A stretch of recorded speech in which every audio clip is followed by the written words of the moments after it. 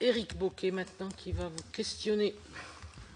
Bien, merci Madame la Présidente. Je pense qu'à ce stade, il convient de rappeler, Monsieur le Directeur Général, pourquoi vous êtes ici.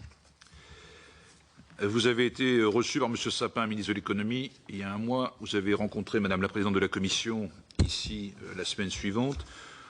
Monsieur Dominati et moi-même, nous vous avons rencontré le 4 mai dernier et vous êtes ce matin devant la Commission des Finances. Et vous n'êtes pas là par hasard. Il ne s'agit pas d'une audition tout à fait ordinaire. Elle n'était pas prévue il y a un mois, cette audition. Elle a lieu parce qu'il s'est passé des choses. On ne parle pas de l'évasion fiscale de manière générale, on parle de votre cas particulier. Et je vais rappeler ici quel a été l'élément déclencheur. Vous avez été auditionné le 17 avril 2012 par une commission d'enquête dont M. Dominati était le président et moi-même le rapporteur. C'est intervenu sous serment, c'est la règle pour une commission d'enquête. Vous avez validé le compte-rendu qui vous a été adressé et qui figure aujourd'hui au rapport des commissions d'enquête en question. Et nous nous sommes revus donc le 4 mai dernier et vous avez confirmé les propos que vous aviez tenus à l'époque. Je vais me permettre de les rappeler ici, ce n'est pas très long. La Société Générale a fermé ses implantations dans les pays qui figuraient sur cette liste grise, mais aussi dans ceux que désignait la liste des États non coopératifs, c'est-à-dire en pratique, pour nous, à Panama. C'est vous qui avez cité le pays Panama. Un peu plus loin, vous dites « Nous n'avons plus d'activité ni dans les pays de la liste grise, ni dans les États non coopératifs, et nous avons été au-delà de ces exigences en fermant nos activités dans les territoires qui ne figuraient pas sur ces deux listes, mais qui étaient considérés comme des centres financiers offshore ». Fin de citation. Et puis il y a eu les révélations de ce consortium international de journalistes d'investigation, début avril. Je vais juste citer un article publié dans Le Monde, dans l'édition du 7 avril. 979 sociétés offshore ouvertes par la banque chez Mossack Fonseca, dont une partie sont toujours actives. Ces entités ont été immatriculées entre 2000 et 2010 au Panama, dans les îles Vierges britanniques et aux Seychelles, pour des clients fortunés, depuis ses filiales au Luxembourg, en Suisse et aux Bahamas. Elle place la Société Générale dans le top 5 des banques clientes de la firme panaméenne. Fin de citation. Donc voilà l'élément déclencheur, ce qui a valu que notre groupe fasse un rappel au règlement dans l'hémicycle de ce Sénat, au lendemain des révélations, et nous avons, par la voix de notre présidente de groupe, Éliane Assassi, transmis un courrier au bureau du Sénat afin de le saisir pour qu'il soit statué sur la situation créée par le télescopage entre vos déclarations de 2012 et les révélations faites par la presse. Voilà pour le contexte général. J'aurais effectivement quelques questions à vous poser.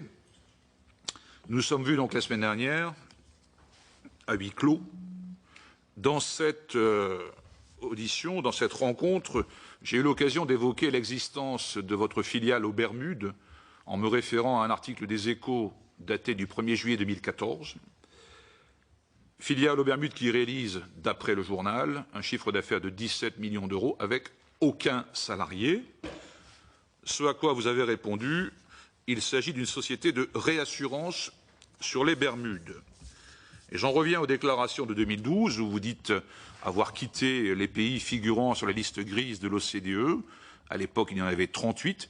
Et parmi ces pays figuraient bien les Bermudes. Donc voilà ma première question. La deuxième question, 979 sociétés offshore, si on cite Le Monde, vous en avez contesté le nombre en disant « nous n'avons jamais eu autant de sociétés », mais vous n'avez pas contesté l'existence de ces sociétés. Seul le nombre a été contesté par vous à cette occasion. Donc vous admettez en creux qu'effectivement il y a des sociétés qui vous concernaient. Troisième aspect, vous avez mis en parallèle les termes implantation et activité. En les considérant comme des synonymes, je ne pense pas que implantation et activité soient exactement des synonymes, je pense même que ce sont des mots très différents. Et la deuxième question que j'avais posée à la commission d'enquête à l'époque portait bien sur les activités. Et donc, des clients de votre banque ayant ouvert des sociétés depuis une filiale que j'évoquerai après, doit être considéré, à mon avis, comme une activité. Quatrième point, je suis surpris que vous n'évoquiez pas votre filiale au Luxembourg, Société Générale Bank and Trust Luxembourg, qui est pointée dans l'opération Panama Papers comme ayant été le bras armé de ces opérations de création de sociétés. Donc je suis un peu étonné que vous n'ayez pas cité cette filiale, c'est votre groupe, et je pense qu'elle a sans doute des explications à fournir sur la situation qui a été créée. Cinquième point, vous avez dit à un moment donné, ou ce matin peut-être pas, mais dans les précédentes auditions ou dans la presse, que les sociétés avaient été créées par des clients. Mais ça a été rappelé tout à l'heure, le fameux principe du KYC, le Know Your Customer, vous devez connaître vos clients, et ça induit des obligations fortes, qui ont été rappelées, que je vais rappeler, qui interdit d'entretenir une quelconque relation d'affaires avec un client dont l'identité, la provenance et la destination des fonds et opérations ne sont pas assez connus pour offrir des garanties appréciables contre leur caractère illicite.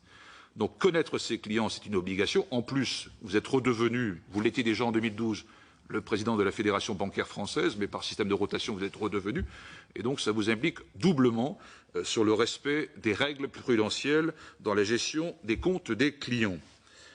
Donc voilà les 5 questions que je voulais poser en premier lieu. Et dernier point qui a été évoqué, dans l'audition du 4 mai, vous avez dit qu'effectivement il existait d'autres cabinets. Madame la Présidente a pointé cette question et vous aviez dit qu'il en existait 5, je crois. Est-ce que vous pourriez nous citer la liste nominative des cabinets que vous aviez en tête lors de l'audition du 4 mai? Voilà ce que je voulais vous dire pour l'instant, Monsieur le Directeur Général.